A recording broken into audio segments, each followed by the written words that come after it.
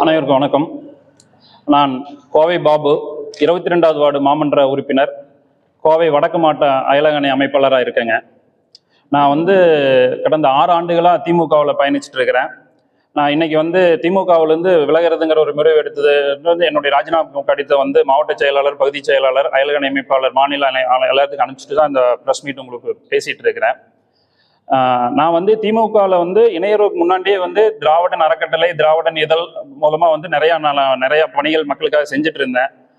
அதை வச்சு இன்னும் நிறைய பணிகள் நம்ம கட்சியில் போனால் பண்ண முடியும் அப்படிங்கிற ஒரு இதுலேயும் கலைஞர் அவர்கள் தமிழ்நாட்டுக்கு கொண்டு வந்த திட்டங்களால் ஈர்க்கப்பட்டு தான் நான் 6 ஆண்டுகளுக்கு முன்பு திமுகவில் இணைந்தேன்.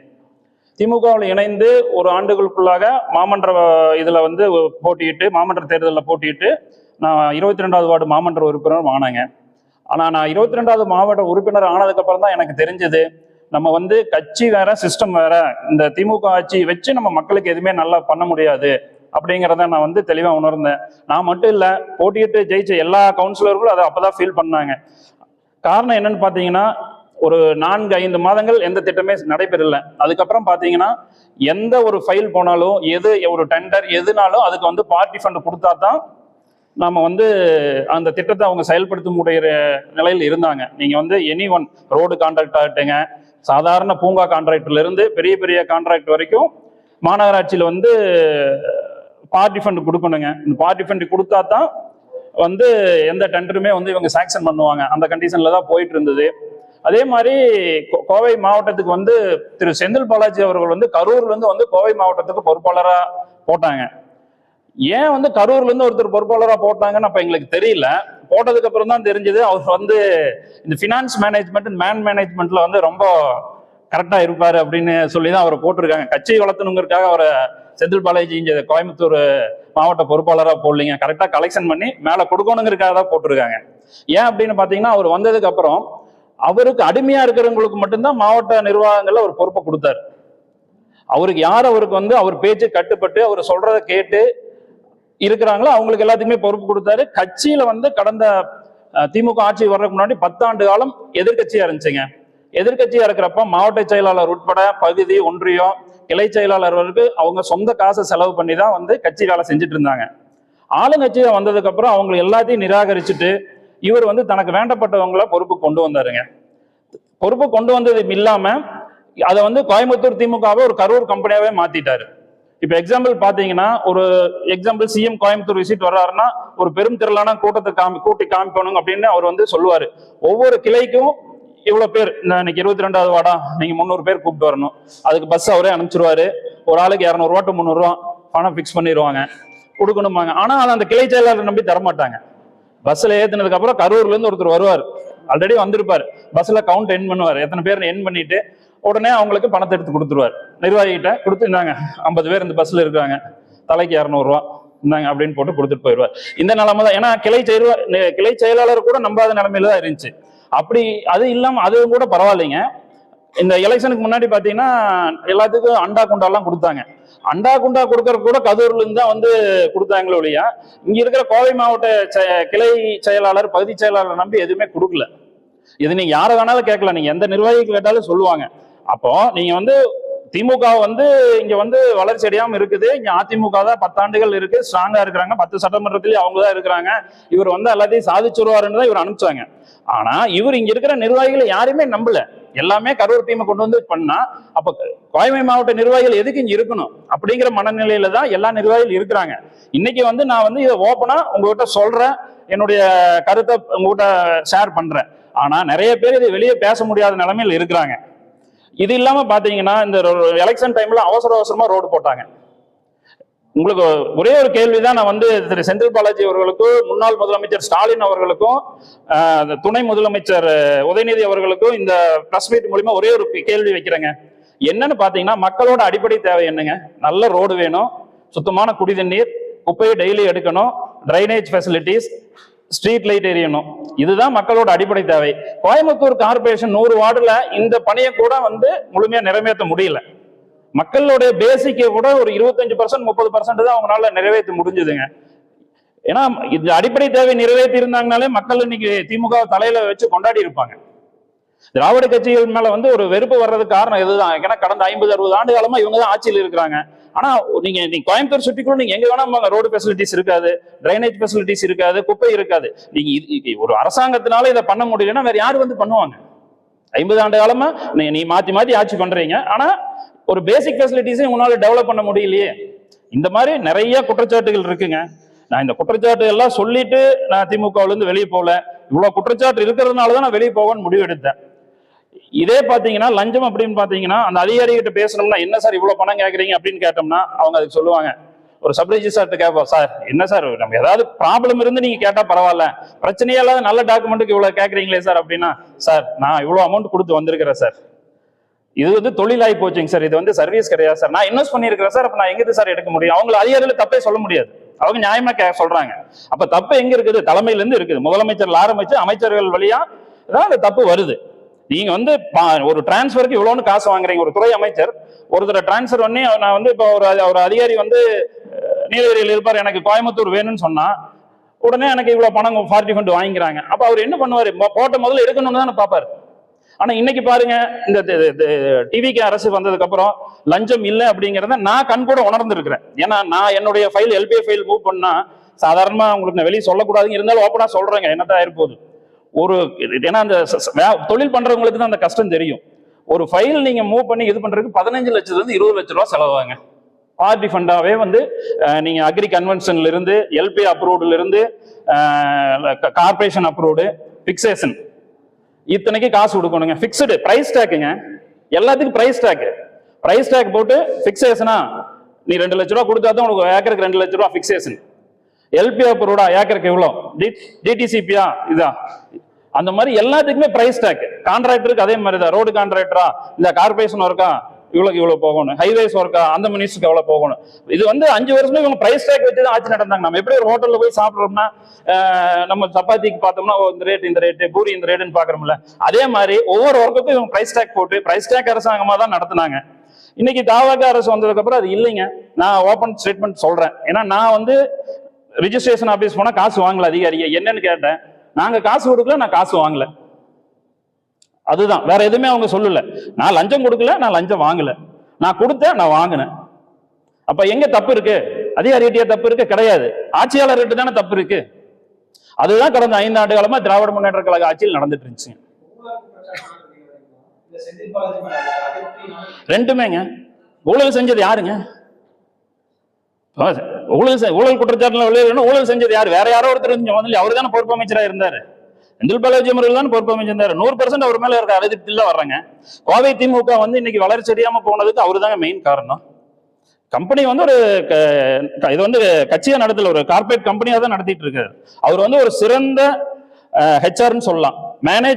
மேனேஜ்மெண்ட்ல நீங்க வந்து செந்தில் பாலாஜி அடிச்சுக்கிறதுக்கு யாருமே இல்லைங்க. அவர் ஒரு பெரிய கார்பரேட் கம்பெனியில சிஇஓ போலாம். நீங்க அந்த அளவுக்கு அவர் மேனேஜ்மெண்ட் பண்ணுவாரு, ஃபண்ட் மேனேஜ்மெண்ட் பண்ணுவாரு. அது வந்து எனக்கு அவரை ரொம்ப பிடிக்கும்.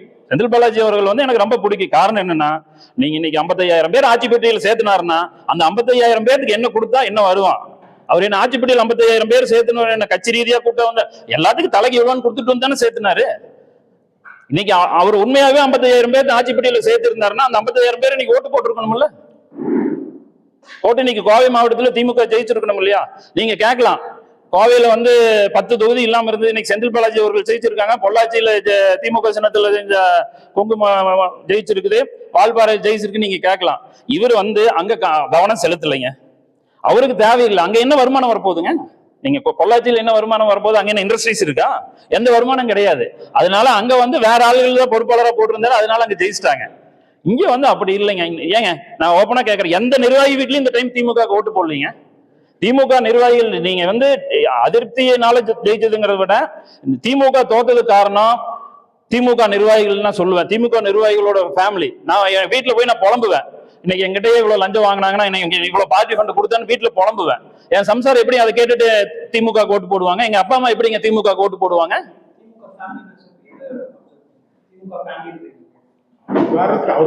இல்ல, என் குடும்பத்தை சொல்றேன். நான் திமுகவில் இருக்கிறேன், நான் திமுக கவுன்சிலரு, நான் திமுக மாவட்ட நிர்வாகத்தில் இருக்கிறேங்க, அயலகாணியில இருக்கிறேன். என் ஃபேமிலிலேயே வந்து திமுக ஓட்டு போடலீங்க. காரணம் என்னன்னு நான் போய் டெய்லி வீட்டுல புலம்புறேன், இவ்வளவு பார்ட்டி ஃபண்ட் கொடுத்து இதுக்கு இவ்வளவு கேட்டாங்கன்ட்டு. அதனால இதேதான் எல்லா நிர்வாகிகளுக்கும் நடந்திருக்கும். இல்ல, மாமன்ற உறுப்பினர் பதவி ரிசைன் பண்ணலைங்க, திமுக இருந்து மட்டும் இப்ப ரிசைன் பண்ணிருக்கேன். உங்களுக்கு ரிசைன் பண்றதுக்கு கிட்டத்தட்ட ஒரு 25 to 30 பேர் எங்கிட்ட தொடர்புல பேசிட்டு தான் இருக்கிறாங்க. நான் சொன்னேன், நான் ஃபர்ஸ்ட் நான் ரிசைன் பண்றேன், அதுக்கப்புறம் நான் வந்து எல்லாத்தையும் இது பேசிட்டு ஆர்கனைஸ் பண்ணிட்டு அப்புறம் நம்ம என்ன முடிவு எடுக்கலாங்கிற, அதுக்கப்புறம் நம்ம ரிசைன்மெண்ட் வந்ததுக்கு அப்புறம் முடிவு எடுக்கலாம்னு சொல்லியிருக்கேன். என்னங்க? இல்ல, அதிமுக மாமன்ற உறுப்பினர் இல்லைங்க.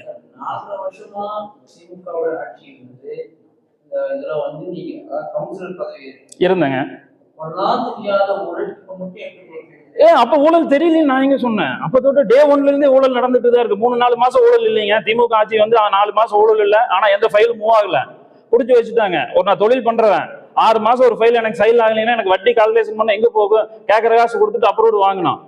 நான் தொழில் பண்ணிட்டு இருக்கிறவன். அன்னைக்கு நான் இந்த குற்றச்சாட்டு வச்சுன்னா நான் இந்த தொழில் பண்ணிட்டு பண்ண முடியுமா? நீங்களே சொல்லுங்க, பத்திரிகையாளர். நான் உங்களுக்கு எல்லாரும் தெரியும்ல, நான் வந்து இதே குற்றச்சாட்டு செந்தில் பாலாஜி அவர்கள் அதிகாரத்தில் இருக்கிறப்ப வச்சப்போ குற்றச்சாட்டு நான் செந்தில் பாலாஜி மேல வச்சேன்னா நான் இங்க எப்படி தொழில் பண்ண முடியும்? நான் அரசியல்ல மட்டும் இருந்தா தைரியமா ஃபேஸ் பண்ணுவேன். நான் தொழில் பண்ணிட்டு இருக்கிறேன். நாளைக்கு என்னோட எல்லா இதையும் அவர் முட்டுக்கட்டை போட்டு நிறுத்திடுவார்.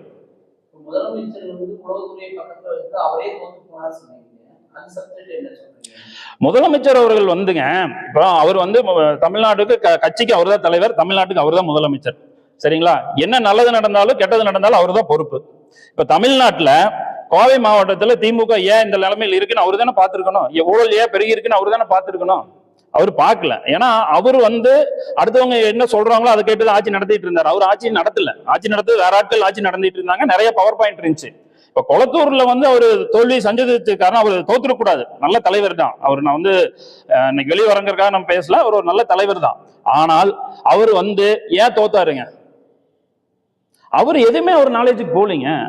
இந்த பார்ட்டி ஃபண்ட் முதல் கொண்டு எல்லாருமே மக மருமக பொண்ணு சித்தப்பா பெரியப்பன்னு சொல்லி சுத்தி ஒரு குரூப்பே இருக்கு. அவங்க தானே பண்ணிட்டு இருந்தாங்க. இவருக்கு அதுக்குள்ளேயே தெரியலையே.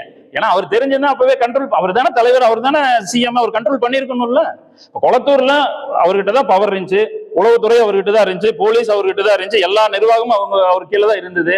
அப்போ ரிப்போர்ட் கொடுத்துருப்பாங்கல்ல, ஒவ்வொரு துறையிலையும் ஒவ்வொரு தொகுதியிலும் ரிப்போர்ட் கொடுத்துருப்பாங்களா? அப்ப வந்து கொளத்தூர்ல நீங்க தோக்க போறீங்கன்னு சொல்லி முதல்ல ரிப்போர்ட் போயிருக்கும்ல, வெற்றி வாய்ப்பு இல்லைன்னு போயிருக்கும்ல. ஆனா அதை அவர்கிட்ட கொண்டு போய் சேர்த்துல.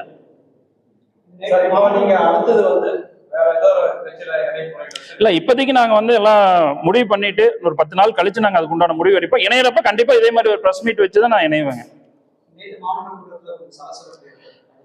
மாமன்ற கூட்டத்துல சலசலப்பு வந்து நேற்று வந்து ஒரு நாளிதழ்ல வந்து ஒரு 40 கோடி ரூபாய் வந்து செம்மொழி பூங்கால ஊழல் நடந்ததுக்குன்னு போட்டிருக்கிறாங்க. இனி அடுத்தது ஒவ்வொன்றா போனா அடுத்தது நூலகத்துல வரும். சரிங்களா? அந்த கான்ட்ராக்டர்ல வரும். எல்லாத்துலயுமே ஊழல் இருக்குங்க. செம்மொழி பூங்கால மட்டும் ஊழல் கிடையாது. நீங்க 5 ஆண்டுகள் அடிச்ச எந்த டெண்டர் தமிழ்நாட்டுக்குள்ள எந்த கோவை மாநகராட்சின்னு இல்ல, நீங்க தமிழ்நாட்டுல எந்த டெண்டர் எடுத்தாலும் ஊழல் இருக்குங்க. ஏன் நீங்க நான் குறிப்பா ஒரு டெண்டர் சொல்றேங்க. மாநகராட்சி குப்பை டெண்டர் கொடுத்தாங்க இல்லைங்களா, தனியா இருக்கு, அதுல பெரும் ஊழல் நடந்திருக்கு. நான் குற்றச்சாட்டு பதிவு பண்றேன். அதுக்கு நீங்க தனி ஆடிட் போடுங்க. அதை நீங்க ஆடிட் பண்ணுங்க.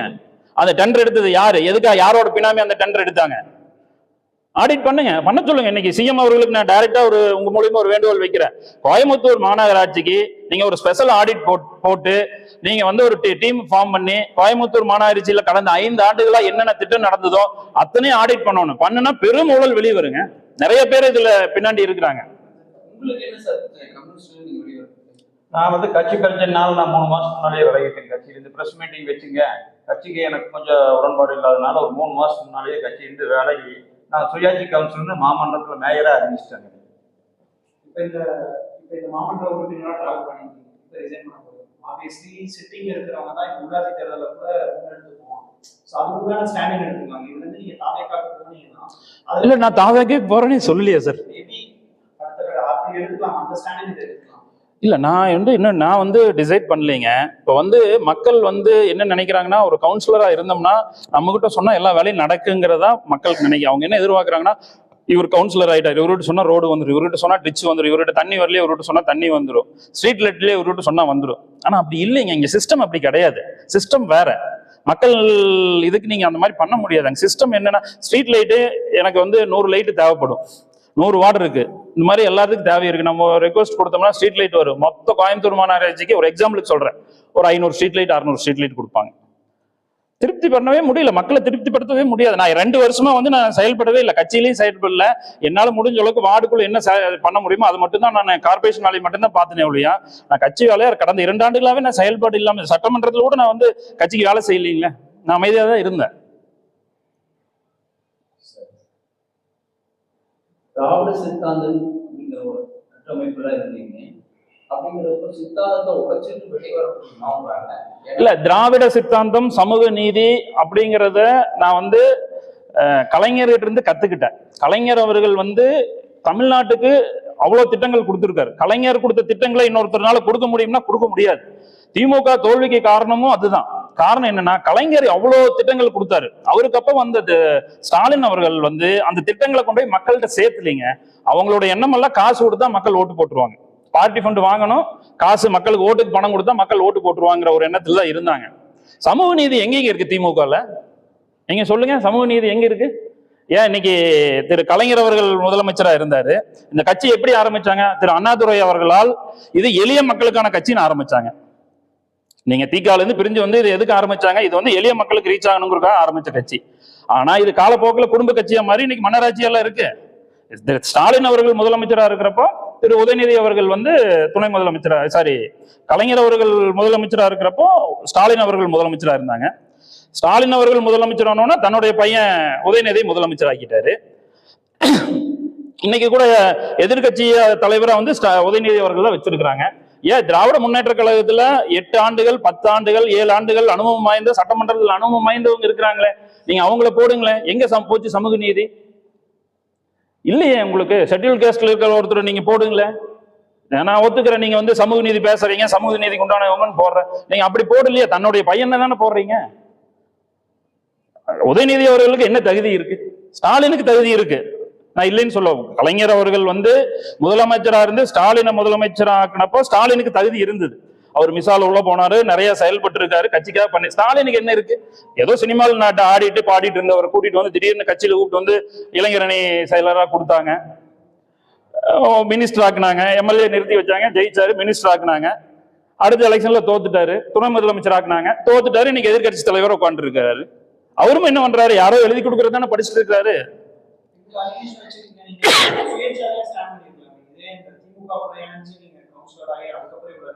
இல்லைங்க, நான் அப்போ எனக்கு இந்த அளவுக்கு தெரியாது. நான் வந்து கலைஞர் அவர்களால் ஈர்க்கப்பட்டுதான் திமுக வந்தேன். நான் வந்து அப்ப வந்து ஒரு கட்சியில போனா, ஒரு கவுன்சிலர் ஆனா நம்ம வந்து மக்களுக்கு இன்னும் விரிவா நான் கொரோனா காலத்துல நிறைய பேருக்கு உணவு கொடுத்தேங்க. நிறைய ஸ்டூடெண்ட்ஸுக்கு வந்து இல்லம் தேடி கல்வியின் திட்டமே வந்து முன்னாடி நாங்க பண்ணினது தாங்க. எங்க அறக்கட்டளை மூலமா பண்ண கொரோனா டைம்ல கிட்டத்தட்ட ஒரு 12-13 இடத்துல நாங்க வந்து டியூஷன் சென்டர் போட்டு அந்த அந்த பிற்படுத்தப்பட்ட பொருளாதாரத்துல பின்தங்கிய குழந்தைகளுக்கு வந்து நாங்க பண்ணணும். அதை பேஸ் பண்ணி தான் திமுக அரசே வந்து அந்த திட்டத்தை கொண்டு வந்தாங்க. இந்த மாதிரி நாங்க நிறைய செஞ்சிருக்கிறோம். அது எல்லாமே நீங்க எங்க இதுல பாத்தீங்கன்னா தெரியும் உங்களுக்கு.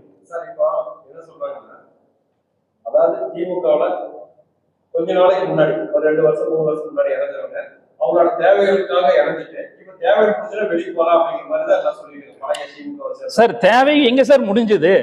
நீங்க சொல்ற மாதிரி ஒரு பேஜுக்கு நான் தேவைக்காகவே எல்லாம் இணைஞ்சாங்கன்னு வச்சுக்கோங்க. தேவை பூரா செந்தில் பாலாஜி எடுத்துட்டு போயிட்டாரு.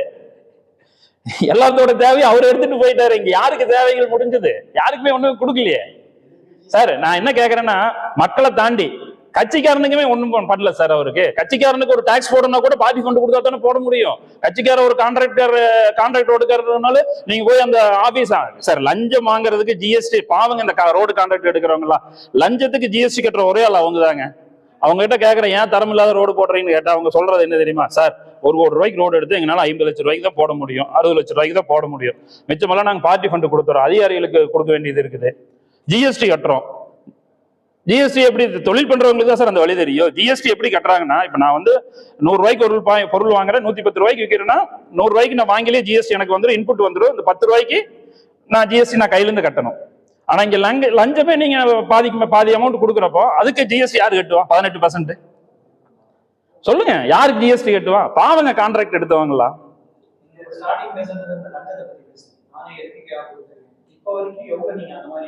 இல்ல அது நான் ஓப்பனா சொல்ல முடியாது சார். அதை எப்படி சொல்ல முடியும் சார்? நான் இப்பவுமே மரியாதைக்குரிய தமிழ்நாடு முதலமைச்சருக்கு ஒரு வேண்டுகோள் வைக்கிறேன், தமிழ்நாடு அமைச்சர் பெருமக்களுக்கு ஒரு வேண்டுகோள் வைக்கிறேன். அவரோட ஒரு துறையில நீங்க வந்து இன்னைக்கு எப்படி திரு ஆதவ அர்ஜுனா அவர்கள் ஹைவேஸ்ல என்னென்ன லஞ்சம் கொடுத்தாங்கன்னு யார் வேணா கம்ப்ளைண்ட் கொடுங்கன்னு சொல்லி இருக்காரோ, அதே மாதிரி நீங்க எல்லாருக்கும் கொடுத்தாங்கன்னா இன்னைக்கு ஏகப்பட்ட கம்ப்ளைண்ட் வருங்க சார். சரிங்களா? பணம் கொடுத்தவங்க பாதிக்கப்பட்டவங்க கொடுப்பாங்க, கம்ப்ளைண்ட் கொடுப்பாங்க. அப்ப தெரியும் உங்களுக்கு. ஏன்னா நான் வந்து பிரஸ் மீட்ல சொல்ல முடியாது நான் எவ்வளவு லஞ்சம் கொடுத்துருக்கேன். நான் மட்டும் கொடுக்கலீங்க, தமிழ்நாட்டுக்கு தொழில் பண்ற அத்தனை பேர் லஞ்சம் கொடுத்து தொழில் பண்றாங்க. லஞ்சம் கொடுக்காம நீங்க ஒரு அனுபவம் ஒரு சின்ன இதை கூட அசைக்க முடியாதுங்க. பார்ட்டி ஃபண்ட் இல்லாம என்ன நடந்தது சொல்லுங்க? எதுவுமே நடக்காது. நீங்க இந்த அரசுக்கு பேரு பார்ட்டி, கடந்த 5 ஆண்டுகள் நடந்தது திராவிட முன்னேற்ற கழக அரசே கிடையாது. அது வந்து பார்ட்டி ஃபண்ட் அரசு தான். நாங்கெல்லாம் எங்களுக்குள்ள பேசிக்குவோம் பிஎஃப் கவர்மெண்ட்னு. அது வந்து நீங்க திரு செந்தில் பாலாஜி அவர்களிடமும் திரு நேரு அவர்களிடம் தான் இந்த கேள்வி நீங்க கேட்கணும். அவரு யாருக்கு எவ்வளவு கொடுக்குறாரு, அவரை எவ்வளவு எடுத்துக்கிறாங்க விவரம் எல்லாம் எங்களுக்கு சார். சார் நாங்க கொடுக்குறோம், நான் மட்டும் கொடுக்கல சார், எல்லாரும் கொடுக்குறோம். இல்ல சலான்ல போடுறது இல்ல. பார்ட்டி ஃபண்டுக்கு வந்து அவங்க வந்து உண்மையிலேயே வந்து பாராட்டணுங்க திரு செந்தில் பாலாஜி அவர்களை. அவர் மேல அபாண்டமான குற்றச்சாட்டு வைக்கிறேன்னு நினைக்கலாம். காலப்பட்டி ரோட்ல ஒரு ஆபீஸ் போட்டிருப்பாங்க, ஃபர்ஸ்ட் ஃப்ளோர்ல அந்த அலுவலகம் எங்கேட்டு இருந்துச்சு. அந்த அலுவலகத்துல போய் நீங்க அவங்க கம்ப்யூட்டர்ல பார்ப்பாங்க. பார்த்தாங்கன்னா அமௌண்ட் ஒரு சின்ன அமௌண்ட் சொல்ற எக்ஸாம்பிளுக்கு ஒரு 1,42,400 ரூபா கொடுக்கணும்னு வச்சுங்க. நீங்க 1,42,000 ரூபா கொடுத்தீங்கன்னா வாங்க மாட்டாங்க கேட்குற பொண்ணுங்க. சார் அந்த 400 ரூபா கொடுங்க அப்படி. இவங்க வந்து தொழில வந்து முதலீடு இல்லாத பங்குதாரர்களா இருந்தாங்க. கண்டிப்பா பண்ணாங்க. நான் பகிரங்கமா குற்றச்சாட்டு பண்றேன். நானே பணம் கொடுத்துருக்கேங்க, ஆபீஸ் போட்டு வசூல் பண்ணாங்க.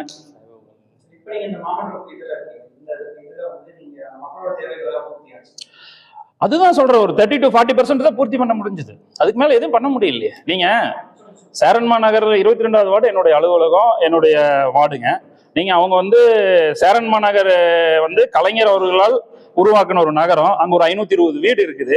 அந்த 520 வீடுக்கும் இன்னைக்கு வரைக்கும் கழிவடை இது சாக்கடை வசதி இல்லை. சரிங்களா? நான் கேட்கறது நீங்க யூஜிடி கொடுக்கணும். யூஜிடி ரோட்டுக்கு இந்தெல்லாம் கொண்டு வந்தாச்சு, இந்தெல்லாம் வரல. அவங்க 30 வருஷமா அதை கேட்டுட்டு இருக்கிறாங்க, போட்டிருக்கிறாங்க. ஆனா அது வந்து அதுல போறதுல அங்கங்க பிளாக் ஆகி இருக்கு. கல்வெட்டு போடணும், அது வந்து ஒரு பெரிய அமௌண்ட் செலவாகுன்னு சொல்லிட்டு இன்னைக்கு வரைக்கும் சாங்ஷன் பண்ணல. நானும் ஒவ்வொரு டைமையும் கோரிக்கை வைப்பேன், ஒவ்வொரு கமிஷனர்கிட்டையும் பேச, ஒவ்வொரு மேயர்கிட்டையும் பேச, 2 மாசத்துக்கு ஒருக்கா அந்த சப்ஜெக்ட் கொண்டு போவேன்.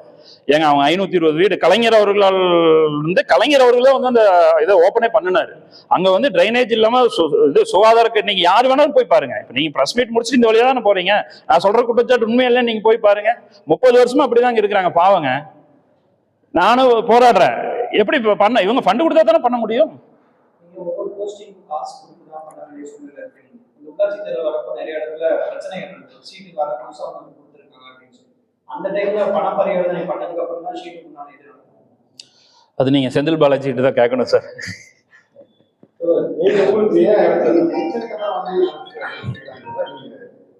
இல்ல நான் வந்து திமுகவுக்கு வந்து நான் வந்து வர்றதுக்கு முன்னாடியே 1000 இளைஞர்களை கழகத்தோட துணை பேச்சாளர் அப்ப ராஜா அவர்கள் தலைமையில நாங்க ஒரு ஃபங்க்ஷன் வச்சு 1000 இளைஞர்களை கருத்தல் ரீதியா தயார் பண்ணி கட்சியில் இணைஞ்சவங்களுக்கு.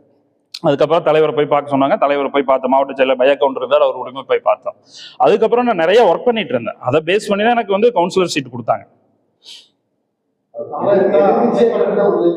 ஆமா நான் எதிர்கட்சியா இருக்கேன் சார். இன்னும் சொல்ல போனா திமுக எதிர்கட்சியா இருக்கையில நீங்க இந்த திமுக சுவர் விளம்பரங்கள்லாம் எழுதுவாங்க. அதுல பாத்தீங்கன்னா மு.க. ஸ்டாலின், உதயநிதி, அப்புறம் மாவட்ட செயலாளர், அப்புறம் செந்தில் பாலாஜி, அப்புறம் மாவட்ட செயலாளர், அப்புறம் அந்த பகுதி செயலாளர் கிளை பேர் மட்டும்தான் எழுதுவாங்க. நான் வந்து மாத்தினேன், அந்த இதையே மாத்தினேன். இது எதுக்கு இப்படி எழுதுறாங்க? திட்டங்கள் எழுதுங்க, கலைஞர் இவ்வளவு பண்ணியிருக்கிறாங்க, ஃபர்ஸ்ட் திட்டங்கள் எழுதுங்க, அதுக்கப்புறம் இவங்க பேர் சின்னதா எழுதுங்கன்னு கொண்டு வந்தேன். அதுக்கு என்னை கூப்பிட்டு வந்து இந்த மாதிரிலாம் எழுதக்கூடாது, நீங்க பேர் மட்டும்தான் எழுதணும் அப்படின்னு. அதுக்கப்புறம் நானும் மாத்திட்டு அதுக்கப்புறம் சோர்வன்பல் எழுதி விட்டுட்டேன். நன்றி சார்.